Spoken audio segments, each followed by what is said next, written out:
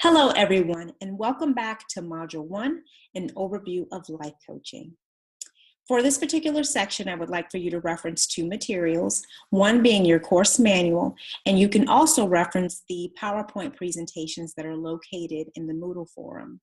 I will be sharing my screen, so I will be sharing the PowerPoint presentations, but you can always go back and reference the presentations and make notes if needed. Before we actually get started and I move forward with sharing my screen, I want to give you an overview of this particular section. In this particular section, we're going to discuss what life coaching is and what it's not. We're going to go over some key terminology that's used in the world of life coaching. You will learn about the International Coaching Federation, its code of ethics and its core competencies. And you will also learn how to use those and how to apply them in real world situations. So we will do different case studies so that you will know exactly how to apply those things. So we'll go over that as well. So without any further delay, I'm going to go ahead and I'll move forward with sharing my screen with you. Again, you can reference the course materials, which is located in your course manual. You can locate that. You can reference that to follow along. Or you can just follow along as I share my screen, or you can reference the presentations that are located in the Moodle forum. I'll give you a moment to locate those, and then we'll get started. Thank you.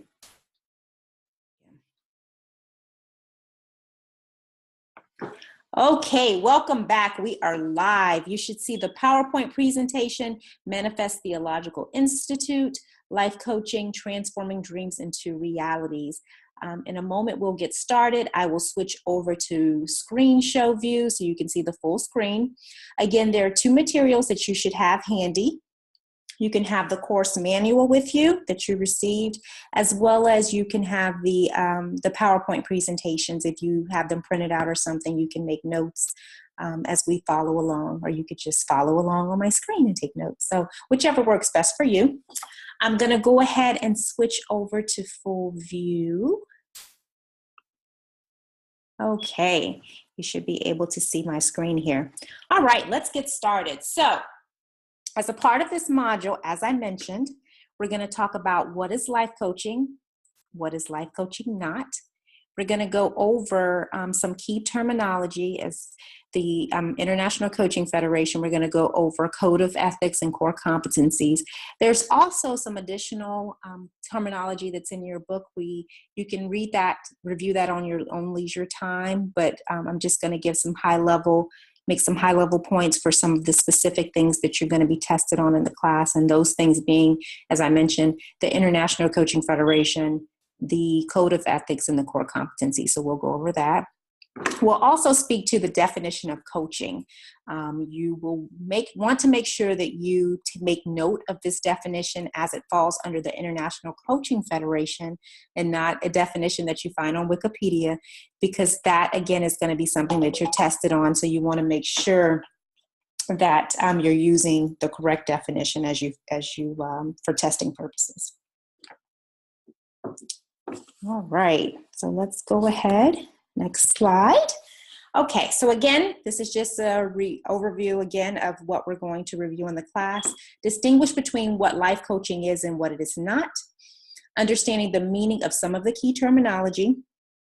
You should be able to apply the ICF Code of Ethics as well as the core competencies, and we're going to go over those in further detail. And then you should also be able to be able to understand these things as it relates to some of real world experiences. And we'll give some examples of those, and you'll be able to determine which ones should apply based on different scenarios. So we'll go over that as well. Okay, what is life coaching? Okay, it's the initiation of self-discovery, the identification and clarification of goals, personal or professional goals, the exploration of choices, the creation of realistic solutions, the maximization of client potential, the forward movements of client, the assistance with performance improvement, the enhancement of the client's quality of life, and the identification and the removal of roadblocks and barriers. Okay. Life coaching can differ for different people. But one of the things that I want to make note of as we move along the class, it's important that as we go through, as we work with our clients, that we allow them to come up with their own solutions. You know, there's this study that talks about when you're able, the way the brain works, when you're able to come up with your own solutions, more than likely you're going to stick to them. When you're able to come up with your own solutions, more than likely, rather than someone telling you what to do, you'll more than likely stick to them. So one of the things is, as a coach, we want to be able to provide them with support. We want to guide them. We want to motivate them. We want to be their cheerleader, but we do not want to solve the problem for them. And we're going to talk about this later on in the class, as some of us, I know we serve as fixers in our own personal and professional life. So we want to avoid that as much as possible in the world of life coaching. So we'll, again, talk about that further. Okay, what it is not, and I get so many questions about this. Life coaching is not counseling, therapy, advising, consulting, and telling the client what to do. Okay, we already made note of that, obviously. But it's not counseling, therapy, and that's very important. We have to understand that we fall within a certain pay grade when it comes to coaching, and if you don't have special credentials or license, you have to be very careful with performing as a therapist or a counselor. Now, there are certain coaches that have dual roles, meaning that there are coaches that I've worked with in the past that are actual therapists and they're counselors. So at points, at different times, they have to switch hats. They may start off as a coach and they may find out there are some underlying issues and they may have to put on their therapist hat, but that's okay for them. But in the world of coaching, if you don't have those special credentials, you want to make sure that you aren't crossing those boundaries. It's important for your own safety issues as well that you're not crossing those boundaries. Okay, as I mentioned, some of the key terminology that we're going to go over in this particular section. Okay, we're going to go over what the ICF International Coaching Federation, we're going to talk about that. And these are some specific things that are going to be on your exam, so you might want to make note of that. So the International Coaching Federation, the life coaching definition. So again, we want to make sure that we make note of that, as it's not something that you can just go out there and Google. You want to use that specific definition. We're going to talk about the code of ethics, and we're going to talk about the core competencies.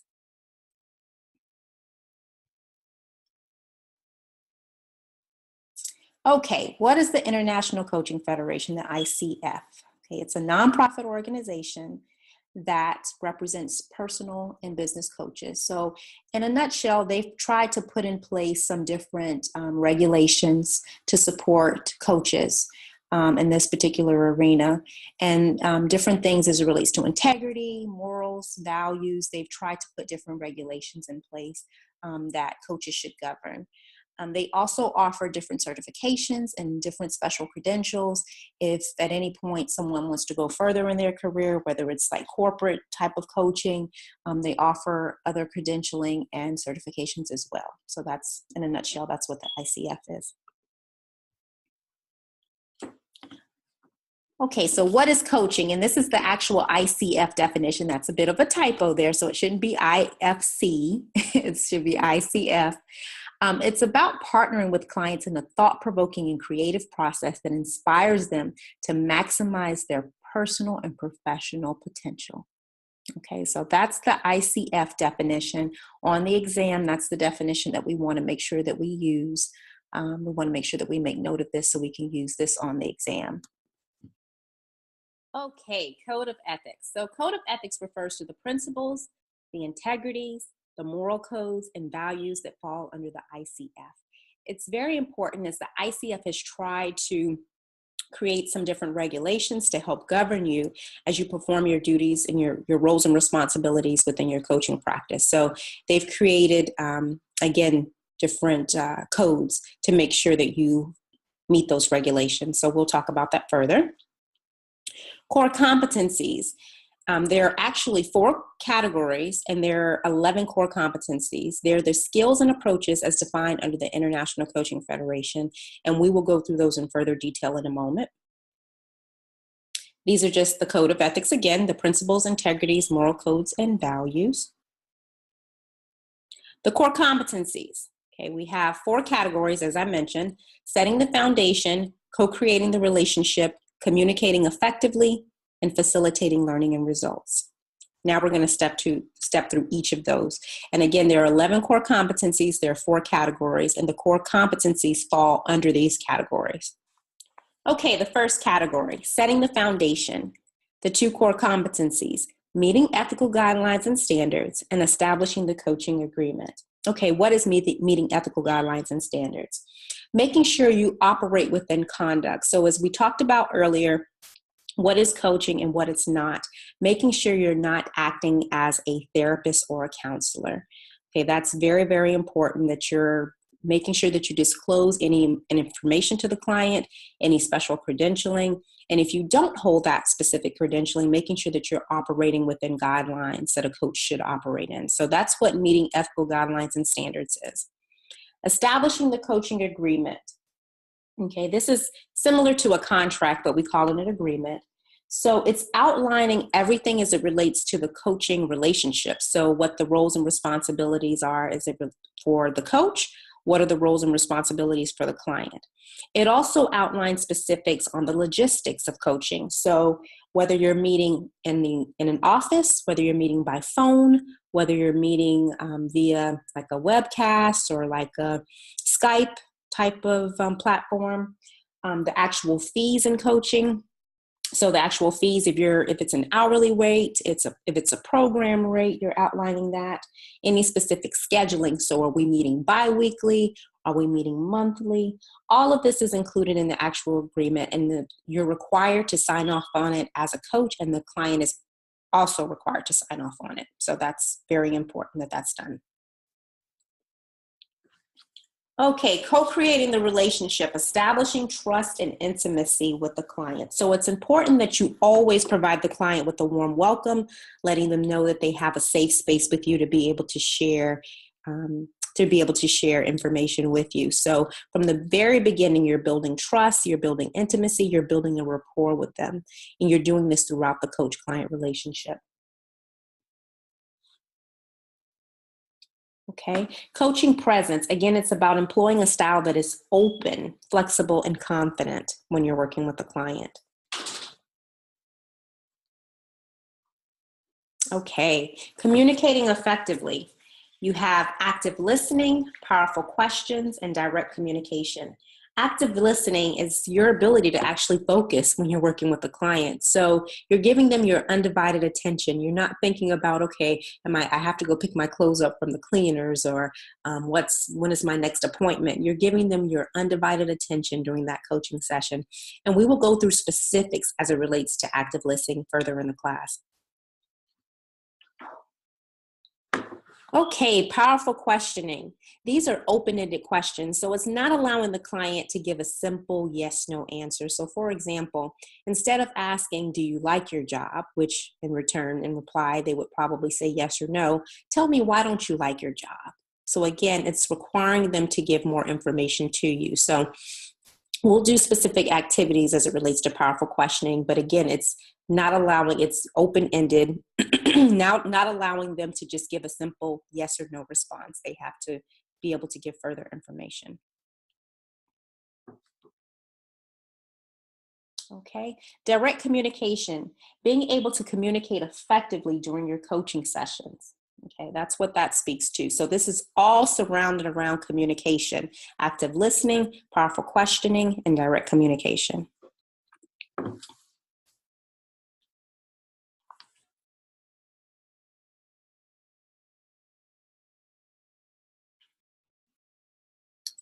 Okay, facilitating learning and results, creating awareness, designing actions, planning and goal setting, managing progress and accountability.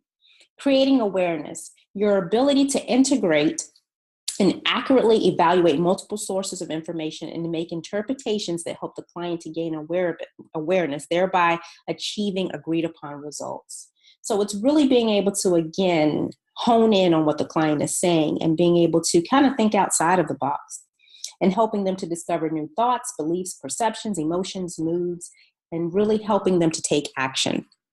Designing action. So as we move further in the course, we'll talk specifically about action plans and goal setting. And it's important that you work in partnership with the client to help them to set personal and professional goals for themselves. So that's what this speaks to. Okay, so helping them to, whether it be brainstorming, mind mapping, whatever it may be, you're helping them to actually design action and move forward with it. Okay, to actually take the necessary steps to move forward with it. Managing progress and accountability. Throughout the session with them, how do you plan to manage progress? There are different types of ways that you can actually manage progress when working with a client. How do you measure it? How do you measure to make sure that they are accomplishing their goals? Is it through some type of metric system? Is it through journaling? Is it through weekly updates? Do they have specific assignments? You can make the decision how you plan to manage progress with your clients, but it's important throughout this whole process that you hold them accountable, that you cheer them on, that you support them. But at the same time, we have to make sure that we're very careful in actually doing the work for them. So again, you're cheering them on, helping them to establish goals, you're motivating them, but you're allowing them to come up with their own solutions. Okay, so we've gone through the 4 categories and all the core competencies. I would like for you to now focus on the discussion post where I ask you specific questions. What are your strengths? What are your challenges as it relates to the core competencies? I would like for you to answer those questions. We also have a discussion question out there. It's actually some different case scenarios as it relates to the code of ethics and core competencies. I would like for you to work through those. So you will read through the scenario and you determine which code of ethics or core competency applies. So it's just a matter of you going through and putting the letter and the number of the code of ethics or the core competency that applies for that specific case scenario. So I would like for you to make note of that. We also have a reading assignment for this week. So we have the reading assignment for SHAPE. We have chapter 1, which is Masterpiece, and chapter 2, which is Spiritual Gifts. So I would like for you to go ahead and begin reading those 2 chapters, and there will be some discussion posts in the Moodle forum surrounding your reading assignment. So I would like for you to go ahead and do that. If there's any specific questions that you have as it relates to the assignments, whether it be the discussion post, discussion questions, or the reading assignment, you can go ahead and post them under this thread, and I will be more than happy to answer them for you. Okay, this is the preview of next week. We're going to review the reading assignment for chapters 1 and 2 from the SHAPE book. And we're also going to start on module 2, getting in touch with yourself, and we have some specific activities surrounding that module. This concludes the presentation for this week. At any point, as I mentioned, please feel free to reach out to me either by email or phone if you have any questions. I will be contacting each of you individually just to make sure that you're not having any issues navigating through the Moodle forum and to see if you have any specific questions for me as it relates to the class. I hope you're enjoying it thus far. Again, I look forward to continuing working with you. Have a wonderful week. Thank you.